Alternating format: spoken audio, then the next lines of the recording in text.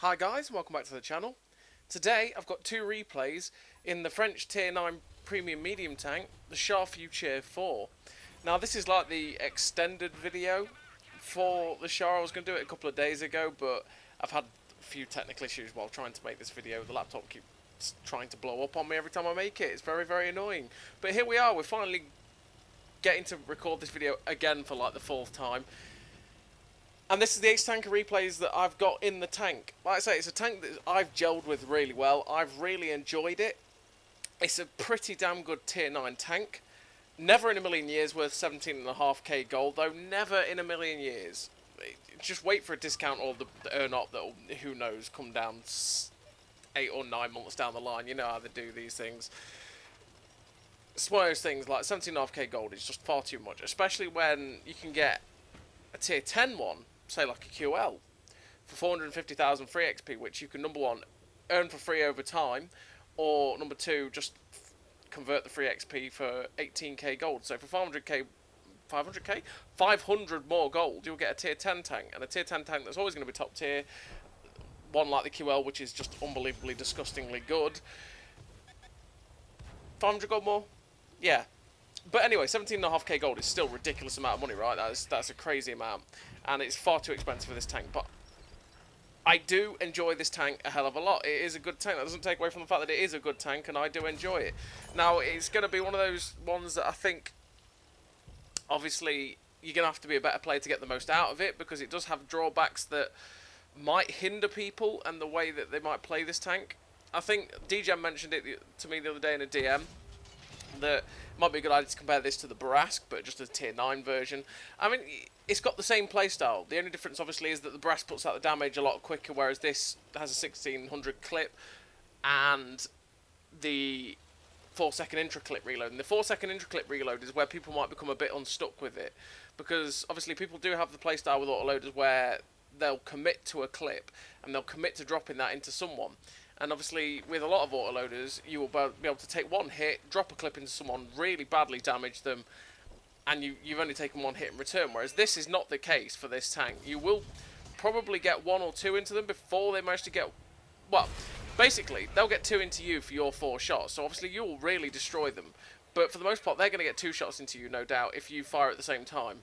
And that is a bit of a hindrance. And obviously, if people are silly enough in this tank to just sit in front of someone and drop the clip, you're going to lose health all the time, and you're not going to get very far with the tank, and that's just the way it is.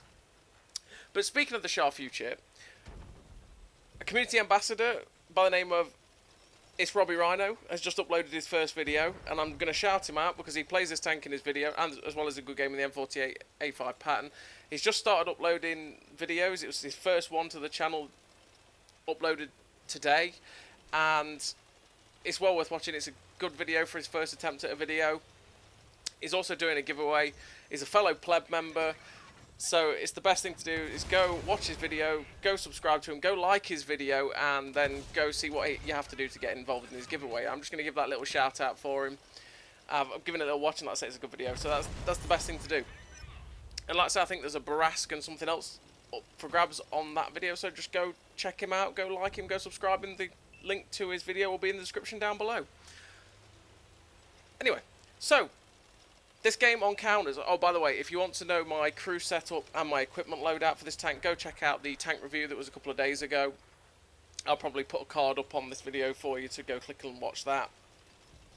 This is all about the gameplay in this game. So we're on counters, and we're just waiting for the clip now to go in so that we can get a shot at these guys. Now, obviously, this reload is 34.8 seconds.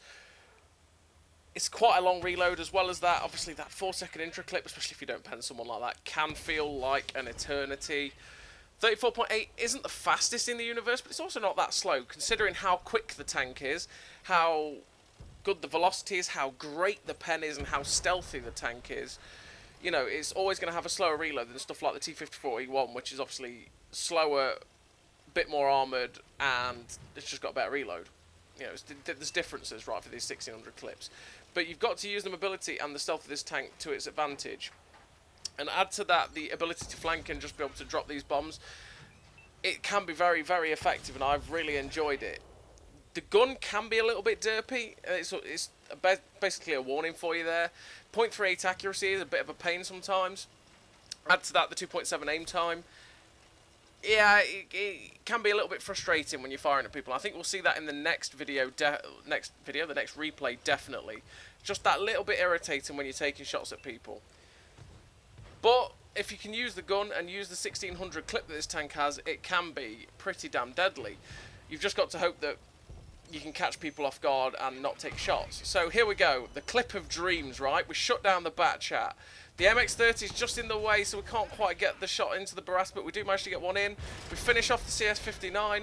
The Barask realises the predicament is in, he's trying to get out, and we finish him off. Autoloaders, man, when you get that sort of situation where you can finish off 3 tanks in one clip, it's always an absolute dream. So we finish off those guys, and we're up to 4.7k damage. With only 3, we've managed to block 300. Because that's the thing about the Char, right? In the fact that it's not got much armour. Actually, it's got pretty terrible armour, if we're totally honest. I've run into, because obviously there's a lot of Type 4s and Type 5s about at the minute, I've run into a fair few of those, and I've been penned quite a few times by those tanks for 13 to 1400. It's painful. I'll tell you that now, because the hull armour on this tank is obviously trash. The turret armour is decent, but it's well angled, so if you're on a ridge line, you can pull off the odd ricochet here and there, which is quite nice. Now we're coming after this ST1. We've got behind him, and oh, this is the dream. This is the dream. He's AFK. We're dropping this clip into the back of him now, and this is what you want to end a very. It was fairly hectic at one point. Very hectic game. You've managed to finish off the AFK tank and finish off with a solid amount of damage. So finish off with 6.1k. 6 kills as well, so we've got 6 kills, 6.1k damage, no assist. Ace Tanker, Top Gun, High Caliber, Top Gun for those 6 kills, and 1975 base XP, which is a really, really nice game for this Char Futur 4. Like I say, it's a really good tank. It does have drawbacks, and the drawbacks is, for me, what makes the tank fairly balanced. It's not like the most ridiculously OP tank out there, because, and, you know, you must go buy it because it's OP. It has those drawbacks, and they really do hurt the tank at times. There is situations where it's, like I say, the gun handling can be really frustrating, even in this 6.0 world. The one thing I think I like about this tank a lot is the fact that, say, the Batchat 25 TAP, right, is the tier 9 tech tree equivalent to this tank, really, because it's obviously French and it's tier 9, and it's got an autoloader. That's got an 1800 clip, 6 shells. It takes quite a while to get that clip out. I think this is only slightly quicker to get the clip out, but you do less damage, and you do, you know, it's one of those things, like the Batchat 25 TAP annoys me, because it's the penetration. At tier 9, 232 pen is nice, but you come against tier 10s a lot, and there's a lot of tier 10 tanks that will be a pain to pen and be very awkward to face. Oh, by the way, this clip, this poor FE2 on 5B, this is just perfect. This Batchat in front of me ends up taking most of the hits, so I've got the time here to just drop this clip in. Oh, burn, baby, burn, burn, burn, burn, burn, baby, and then he's gone. Look at that, 2k damage from the first clip. That is the dream start to the game. But what was I saying? Yeah, the Batchat 25 TAP, right? It's big, it's fat, it's very sluggish. The camo is not as good as this tank. Obviously, the gun handling is about the same, to be honest. They're both just as derpy as each other. But the penetration and the shell velocity annoys me on the Batchat 25 TAP, whereas I know that I can pen a lot of tanks with this 264 pen gun, or 268, one of the two. And also, I know that I don't have to lead shells as much as I do in the Batchat 25 TAP. It's nice. But, you know, that's just the way it is with the tier 9 Batchat. And I think that's, like I say, I think the differences in the gun handling, well, I say the gun handling, the penetration and just the clip potential in the fact that it's just these 4 shots. I don't know, I think I prefer this tank definitely a lot more than the Batchat 25 TAP. The 25 TAP really did annoy me as a tank, to be fair. But anyway, we're on the old Arctic region, and we've taken another aggressive position here to try and look if we get shots at these guys. When we looked at the Conqueror there to shoot him, I got one into his tracks, tracked him in place, got a second one in, and I thought, you know what, I'm going to take the hit from him and keep firing, because it seems like he's run out of ammo. Well, not run out of ammo. He's not got a repair kit. Because he sat there and took the first 2 shots, and I thought, well, if he's not got a repair kit, I'm just going to dump my whole clip into this Conqueror, take the hit. But he actually repaired after that second shot, and to be honest, that's where the intro clip was a bit annoying, because we probably, if we were in something else with a 2-second intro clip, we would have got 3 shells into him, but it is what it is. That was a high roll on the Rheinmetall Panzerwagen there, who shut down our friend, unfortunately, but we do manage to shut him down with that high roll. And now we've got some juicy shots into the back of this Type 5. And we're just trying to keep ourselves manoeuvred above the wreck of the Rheinmetall to get some shots into the back of that Type 5. And we do manage to finish off the whole clip into him. We're up to 4.5k damage. And I'm thinking, right, where do I want to go? Well, I want to try and get up to get some more shots into the back of this Type 5, because if I get up here, I'm going to have more shots at him. He's still in the open, and that'll be nice. So we swivel around, so we poke up on this ridgeline backwards so that we can get away quicker if we get spotted, because I'm still anticipating the Conqueror to be up on that ridge and spotting us out, which would be annoying. And true to form, is still there. But fortunately enough, our camo is good enough to still not get spotted by him while we're stationary, and we're just trying to see if we can get anyone lit and get any shots out, but we actually end up getting spotted, and we just can't stick around there, so we just get out. It's actually spotted by the medium tank, it's just poked into the cap there. But I mean, I'm 4.5k damage at the minute, it's a nice amount, and I'm thinking, what can I do to help? Now, I make a mistake here, in the fact that I want to come and help with this TD, and I'm thinking these guys are going to give me easy shots as I poke on this ridgeline here, and they'll give me free damage while they're rushing him. What I've done here is the mistake. I shouldn't have done this. What I actually should have done is gone right and gone up to G4. I should have gone up to G4 because I'd have had the same shots, but I'd have had a bit more safety. Because here you're going to see the mistake I'm going to make. And that is, it's like, oh, it's a 268 version 4. Ow. Yeah, well, I'll make sure that I get my final shell in, and he's taking all my health. Now, fortunately enough, we actually end up bouncing the T95E6 again off our back. Because if you didn't know, those 2 little box-like shaped things on the back is like 10mm of spaced armour, and it adds an extra long bit to the frame of the tank. So when people are feathering the target, they're like, oh, that's quite a long bit of the tank, and they'll end up only shooting that where there's spaced armour but no tank behind it. And like that E6 was actually doing, he was firing heat. Well, heat doesn't go through spaced armour very well, and it actually ended up getting absorbed by the spaced armour, which was very nice there. Very fortunate. I could have died very easily then, and that was where I got extremely lucky. And I'd say that was a misplay from me, because what I should have done was gone to G4, got up on that ridge, had the safety of the rocks, so I was safe from the T95E6 and the T68 version 4. I'd have had better shots at the 140 and the E50M, or the E50, whichever one it was. It would have just been way better. But unfortunately, we made that mistake of being too aggressive. I think I was a bit too aggressive there, and I kind of gave up a little bit. I kind of went, oh, this game's lost, and then just went, I'm just going to dump the clip, and then sort of took the hits, and then went, wait, why did I do that? It was so stupid.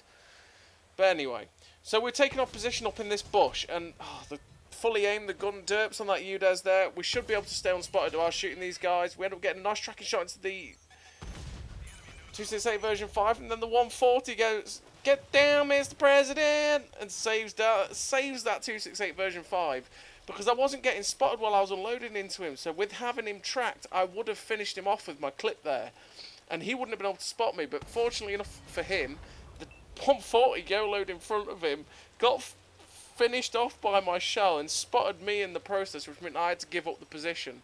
Unfortunately, we missed that other shell on the UDES 16, which was, you know, annoying, but it is what it is. We've only got 1 shell of APCR left, so we're actually loading the heat, and the UDES is frustratingly running away. Like, it's one of those moments where you're reloading an auto load and you're like, if only I was reloaded, I could shoot this guy. But I'm thinking, right, I want to push forward and spot this 268 version 5, but unfortunately he ends up outspotting me, because he does have fantastic camo if he sits still, has a camo net on, and doesn't fire. So he will actually outspot me, which is really annoying. Plus, if the T95E6 is somewhere, he could also spot me as well. And in fact, there's the T95E6 on the right. He ends up getting spotted. We've got the heat in, so I'm thinking, right, I'm low enough to not get hit by the version 5, and I'm just going to pop the shots in. So we get 1 into the T95E6. We snap another one. It ends up hitting the back of his turret and ricocheting. Oh, the 330mm of heat, you would have expected that to go in. We end up snapping the shot again and missing that guy. And unfortunately we end up ricocheting off the turret of the 268 version 5 as well. Disappointing clip. We only got 1 pen out of the 4. That was just a sad clip. The gun let us down a little bit as well with one of the shots at the 268 version 4, but I mean it was kind of snapped in. And we're just going to wait for the reload. We've only got 9 shells left, which is a bit of a predicament when there's 3 tanks left alive. We are a one-shot for everything, which is annoying, because if they just look at us or breathe at us, we are going to be finished off. And I want to just try and get rid of this version 5. So we poke up on the ridgeline again, get spotted, snap the shot, unfortunately miss, and he fires, and I do the whole flinch, and I'm like, right, okay, he's going to fire now, and flinch and fire, and hit the ridgeline and pull back. Sad thing is that he'd already fired, so I didn't actually have to flinch. I just preempted him firing and was a bit late in my reactions. We got a nice shot into the T95E6. We've got 1 shell left. I don't really want to reload this shell as of present, because I'm going to have to go through a long reload, and if I do fire this next clip, I'm going to end up having to reload like 34 seconds for 1 shell on both the APCR and the heat, and that's not what we want. So we've got this 1 shell in. I know I can kill this 268 version 5 with it. We finish off the version 5, and we're still detecting. It's like, wait, what? Why am I still... The Conqueror from earlier was behind us and got a shot at us. If I'd turned right, I would have been safe, but unfortunately he finished us off. But the team managed to carry it through, and we finished with 4 kills, 7.8k damage, ace tanker, high caliber, 2.2k base XP, a really nice game for a tier 9, and a really nice game in the Char Futur. It was good, and it was a fun game. So go check out Robbie's newest video. Like I say, go like and subscribe to his channel. Thank you very much for watching, everybody. I'll see you next time.